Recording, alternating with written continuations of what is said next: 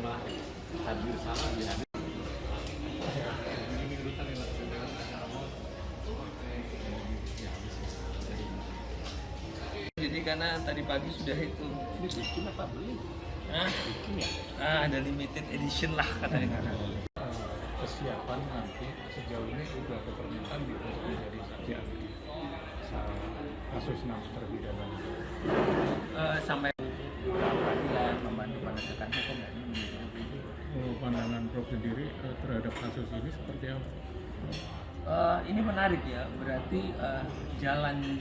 Kalau ada permintaan kan ada kewajiban hukum kita kan, memang ada pertanggungjawaban keilmuan ya, mau tidak mau ya kita harus bersedia untuk memberikan, apalagi kalau dalam hukuman ingin dicari kebenaran ya, harus membantu peradilan, membantu penegakan hukum, dan ini menjadi penting.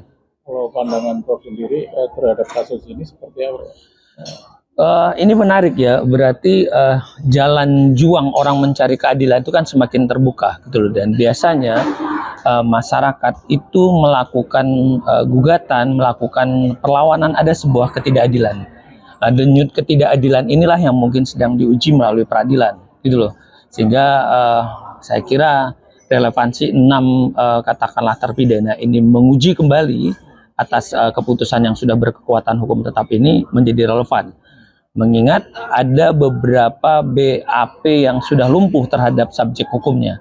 Ada orang-orang yang di awal diduga itu adalah sebagai pelaku, terus kok jadi tiba-tiba fiktif. Nah, ini yang menjadi hilangnya esensi, menjadi kaburlah penyangga-penyangga BAP. Kalau BAP-nya sudah katakanlah karena ada orang yang dituju di situ tidak ada, berarti dakwaannya juga akan lemah. Kalau dakwaan itu adalah menjadi sumber putusan.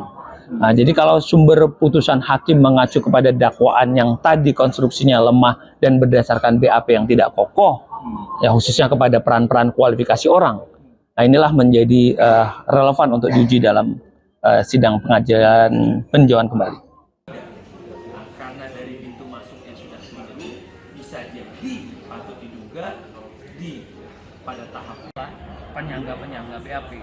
Kalau BAP-nya sudah katakanlah karena ada orang yang dituju di situ tidak ada, tidak harus menghadapi sendiri, tidak seolah-olah ada hambatan-hambatan, itu mereka ya menangannya sendiri.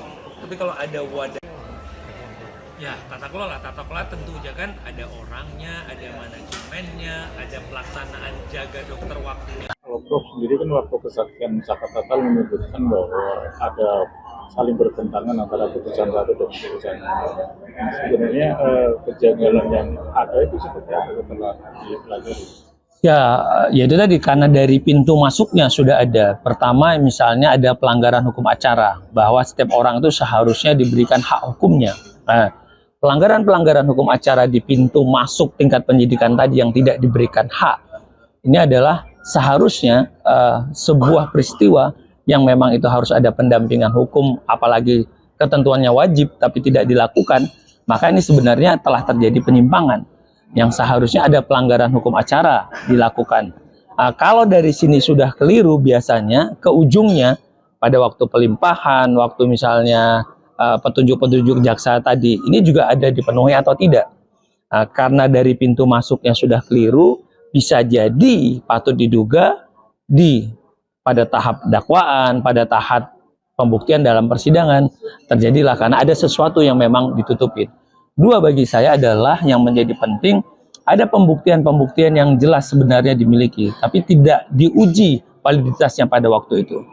Misal terhadap SMS ataupun yang katanya itu ada terkonfirmasi dari Andi ke Sudirman, terus ke Zakat Tatal dan segala macam.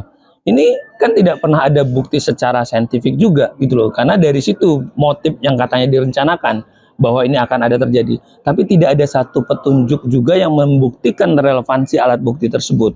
Dan teman-teman kepolisian pada waktu itu juga tidak mengungkap ini dari handphone siapa, ditujukan ke siapa, dan ini kan padahal kan teknologi menjadi satu alat bukti juga yang harusnya menjadi dipertimbangkan.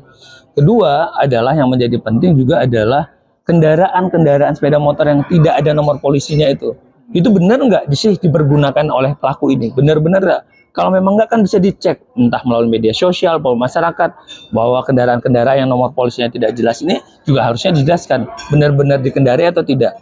3 juga CCTV yang seharusnya dari perjalanan katanya dari TKP 1 ke flyover itu kan banyak hal-hal. Misalnya ada keramaian, misalnya ada toko tertentu, ada perumahan tertentu yang seharusnya bisa dibuka. Ini terhadap bukti-bukti yang secara clear ini kenapa tidak diuji? Dan itu dimiliki di awal di tingkat kepolisian. Nah, seharusnya ini kan diuji.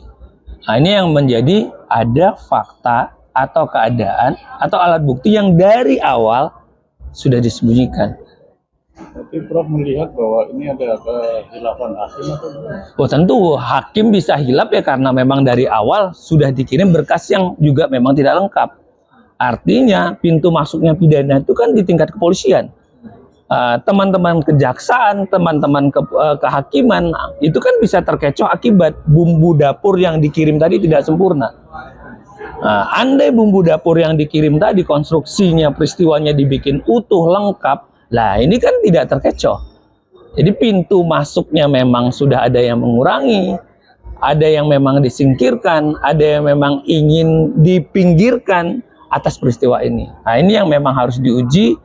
Kok bisa ya lewat begitu aja, padahal bukti-bukti tadi sudah clear. Berarti sebenarnya kejanggalannya itu di tingkat penyidik atau gimana? Pasti. Atau Kejanggalan ini bermula karena sistem peradilan pidana itu dimulai ada dari ampase polisi, jaksa hakim. Karena ini dari awal, ya berimbas seharusnya berdasarkan azas diferensiasi fungsional bahwa peran polisi itu bisa diawasi oleh kejaksaan, harusnya nanti divalidasi lagi di pengadilan. Ini yang nggak jalan. Seharusnya kalau ini tidak ada kesesuaian, alat bukti yang minim, ya hakim bilang, oh ini nggak bisa begini nih perkaranya. Kita nggak bisa menjatuhkan hukuman pidana kepada seseorang dengan pembuktian yang minim begini, gitu loh.